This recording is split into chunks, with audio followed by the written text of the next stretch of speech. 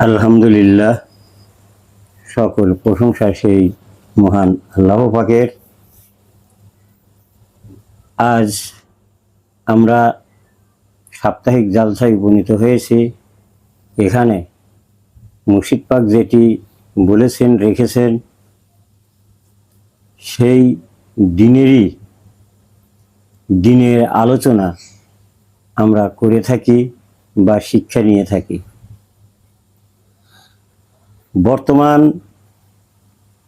যে বিষয়টি মুর্শিদ পাক রেখেছেন, যে ধর্মটি রেখেছেন, যে ধর্মের কর্ম রেখেছেন, এই কর্মের ভিতর দিয়ে আমাকে চলতে হবে, ফিরতে হবে এবং খাওয়া দাওয়া সমস্ত কিছু করতে হবে।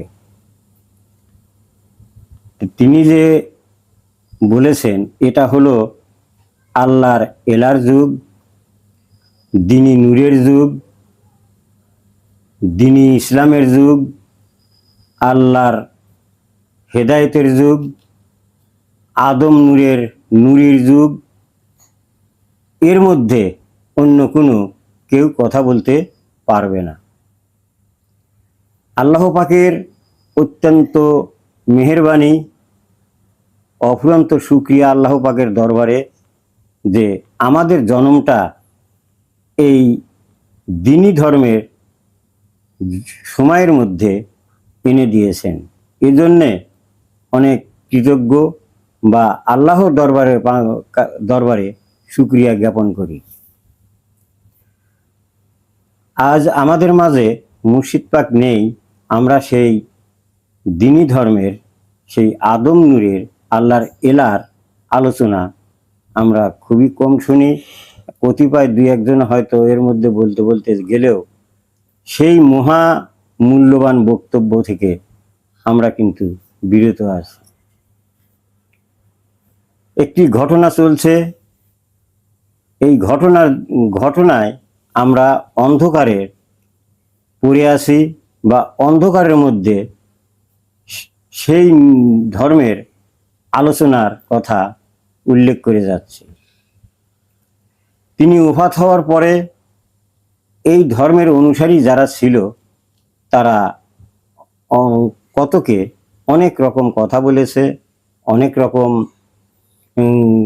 নাজেহাল করতে চলেছে বা করতেছে, করে আসছে। এর মধ্যেও আমরা যারা গুটি কয়েক মানুষ আছি এখনো সেই অন্ধকারে বসে টিপ টিপ বাতির মধ্যে কথা বলে চলেছি। নিজেরা নিজেকে সেই সুফল্যে অন্ধকার থেকে বের হয়ে বিশ্ব মানব জাতিকে সত্য আদম নূরের ধর্মকে সত্য প্রকাশ করে আমরা যাতে পৃথিবী থেকে বিদায় হতে পারি, এই আশা আল্লাহ পাকের কাছে আদম নূরের ওসিলায় রাখি। মহান আল্লাহ পাক আমাদেরকে কতদিন রাখবেন এর কিন্তু নিশ্চয়তা নেই। তার কারণ মৃত্যুর কোনো সীমানা নির্ধারণ করা থাকে না। অনেক রকমভাবে, অনেক রকম কৌশলে বিস্ফোরণ ঘটায় তাকে আল্লাহ তুলে নেয়। সেই বিস্ফোরণগুলো হয়তো মৃত্যু যন্ত্রণা হয়ে থাকে। আজ আমরা যে অন্ধকারে পথ চলছি, সেই পথ আলোর হলেও আমরা নিজেরাই কিছু কিছু লোক অন্ধকার করে দিয়ে রাখছি এবং বেষ্টনী করে দিয়ে রাখছি।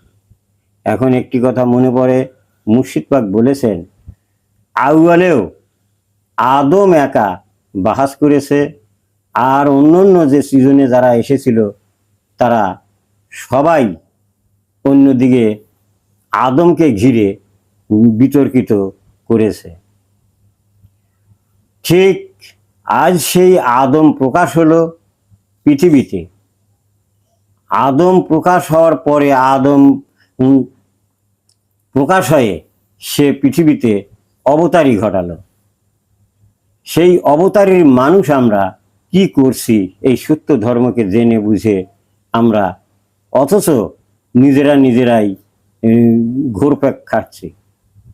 এর মধ্যে এক একজন এক এক রকম বুলি করে মানুষগুলোকে বিভ্রান্ত করার চেষ্টা করছে বা করে চলছে।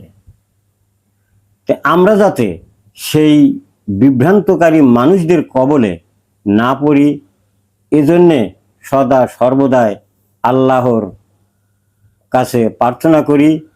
আর দ্বীনি নূরের যিনি মুর্শিদ, তেনার ওসিলায়, সেই আদম নূরের ওসিলায় যাতে আমরা এই অন্ধকারকে ভেদ করে সেই আলোর জগতে পৌঁছিতে পারি, সেই আলোর জগতের থেকে যাতে বিশ্ব মানব জাতিকে জানাতে পারি এখন বর্তমান আর অন্য কোনো ধর্মের কোনো কিছু চলবে না, এখন একমাত্র আদম নূর কথা বলবে।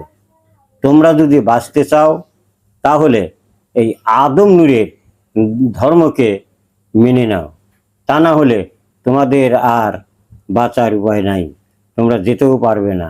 কারণ অতীতে যে নবী রসুলগণ এসেছে তেনারা কিন্তু জাতীয়বাদের ধর্ম দেন নাই, শুধু জান্নাত দেখিয়েছেন। জান্নাত কি, তাহারও সুখ শান্তি কি, তাহারও বর্ণনা নাই। সুখ শান্তি ভোগ করবে কে? আমাকে জান্নাত দেখান হলো, আমি যে এই সুরাতেই যাব এটা কিন্তু কোনোভাবেই সম্ভব নয়।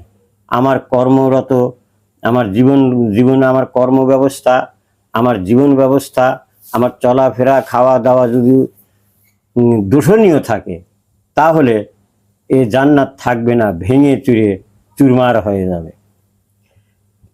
তে আমরা যে সেই জান্নাতের লোভে ইবাদত বন্দিগি করে আসছি, সেটি এই আদম নূর পরিষ্কার করে বুঝিয়ে দেখিয়ে দিয়েছেন বিশ্ব মানব জাতিকে। সেটা বিশ্ব মানব জাতি হয়তো মেনে নিয়েছে। তারা যখন তেনার ধর্মের উপরে কোনো বাক প্রতিবাদ আনেননি। বড় বড় ইসলামের পণ্ডিতেরা আছেন কেতাবধারী, যেমন ইসলামী কোরআনের উপরে ডক্টরেট করেছেন, কোরআনের উপরে বিসিএস করেছেন, কোরআনের উপরে অনার্স করেছেন, এনারা তেনার উপরে কোনো বক্তৃতা আনতে পারেননি, বরং তেনাকে কমান করেছেন। এই যে তেনারা কমান করেছেন, আর আমাদের মতো মানুষ নির্বোধ যারা উলুবনে ঘুরে বেড়ায়, এনারা শুধু এনার বিরোধিতা করে চলছে। আমি তাদেরকে হুঁশিয়ার করে বলি, যদি তিনি এই ধর্মে পরিপূর্ণ না হতেন তাহলে তেনাকে জেলে যায় থাকতে হতো। কারণ বিশ্ব নায়েবিরা আছে, তেনারা যখন ধরেন নাই, তোমরা তো কীট পতঙ্গের শামিল, তোমরা কি করে ধরবে এই আদম নূরকে? তেনারা পরিষ্কার করেই জানেন যে এই আদম নূরের বলেই, আল্লাহর এলার বলেই, আল্লাহর এলা আদম নূর যেমন নার্সাঙ্গি করছে, এই আদম নূর সমস্ত সৃষ্টিকে, সমস্ত জীবনধারী জন্তুকে চালিয়ে থাকেন, কেউ বুঝতে পারেন না। অনুরূপ মানবের ভিতরেও কিভাবে তিনি চলমান আছেন, কিভাবে তিনি চালাচ্ছেন, এটা কোনো মানবের হিসাবে নাই। মানব, তোমরা হিসাবে বসো নিজেকে নিয়ে, তোমরা হিসাব করছো অতীতের কিতাবগুলো দেখে, তোমরা হিসাব করছো নবীদের আনিত দিন দেখে, আর এবার বসে একত্বভাবে হিসাব করছো আদম নূরের দিনের উপরে। কারণ আদমকে আল্লাহ পাক এই খেলাপতি দান করেছে, এই কথাটি তোমরা নবীরা, অলিরা, পীরেরা যারা আছো, তোমরা প্রকাশ্যে এসে এটা মানব জাতিকে শুনিয়েছ। তে তোমরা নিজেরাই যখন শুনিয়েছো, তখন আদম যখন এসে অবতারি ঘটালো, তো তোমরা আবার কারা? তোমরা কেন তাকে মেনে নিলে না?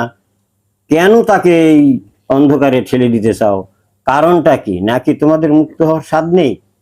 এই সারা জীবন এই জীবের ভিতরেই চলে যাবে, থাকবে, সেই জান্নাতের আশায় আছো? এটা কখনোই সম্ভব নয়। আরো একটি বিষয়, সেটি হলো মুর্শিদ পাক ওফাতের পূর্বে তিনি একটি অসুস্থ ছিল। সেই অসুস্থ অবস্থায় তিনি কি দেখেছেন, কি বুঝেছেন, সেই আদম নূর অর্জনকারী মুর্শিদ আমির আলী তিনি ভালো করেই জানেন যে তিনি কি করলে কি হবে, কি দিলে কি হবে, এটা তিনি ভালো করে জানতেন, বুঝতেন। হয়তো তিনি বুঝেছিলেন যে অনুসারীদের মধ্যে সেই আদম নূরের, আদম জাতের জাতি কেউ হয়ে উঠতে পারেনি। তাই হয়তো তোমরা বলতেছো যে মুর্শিদ পাকের ছেলের উপরে রাখছে, সে তার ঔরসগত সন্তান। হয়তো এটা তিনি ভালোই বুঝেছেন যে এনাকে দিলে, আমার ছেলেকে দিলে বাহিরে যারা আছে তারা হয়তো কোনো রকম বিশৃঙ্খলা সৃষ্টি করবে না। যে আমরা হয়তো অতদূর যাইনি, যখন মুর্শিদ পাকের ছেলেকেই দিছে, আমরা এটা মেনে নিয়ে আমরা এই ধর্মকে পরিপূর্ণভাবে মানব জাতির কাছে পৌঁছে দিতে থাকি। যদি আরো একটি হিসাব কষা যায়, এই আদম আলাইসালাম সবার ছোট ছিল। কেতাবাদিতে প্রমাণ আসে যে আদমকে আনা হয়েছে সর্বশেষে।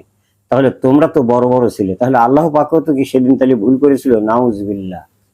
আল্লাহ পাক বলেছেন, আমি যা জানি, ফেরেশতা মণ্ডলীদের উদ্দেশ্য করে বলেছেন যে আমি যাহা জানি তোমরা তাহা জানো না। তাহলে সেই আল্লাহর এলা আদম নূরি, সেই বিলায়েতি নূর যেটা বলেছে, যেটা করেছে, আমরা তার কি জানি? আমাদের বোধগম্যের বাইরে, যা পৃথিবীর মানুষ আর কোনোদিন ধরতে পারবে না।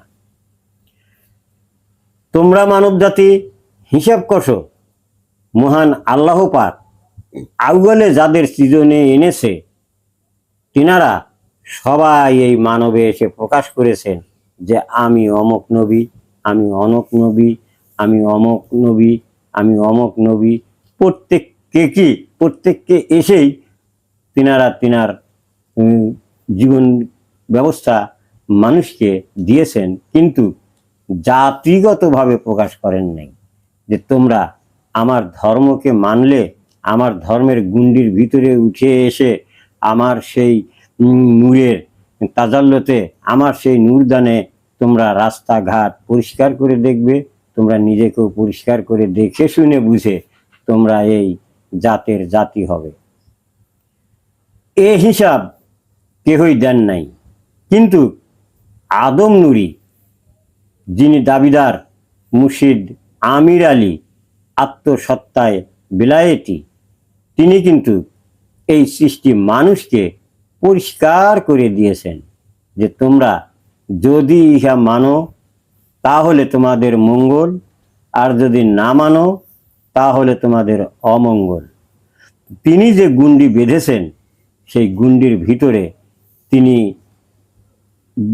পরিষ্কার বলেছেন, তোমাদেরকে আমি ইমানে এনে ইমানিক নূর দান করলাম।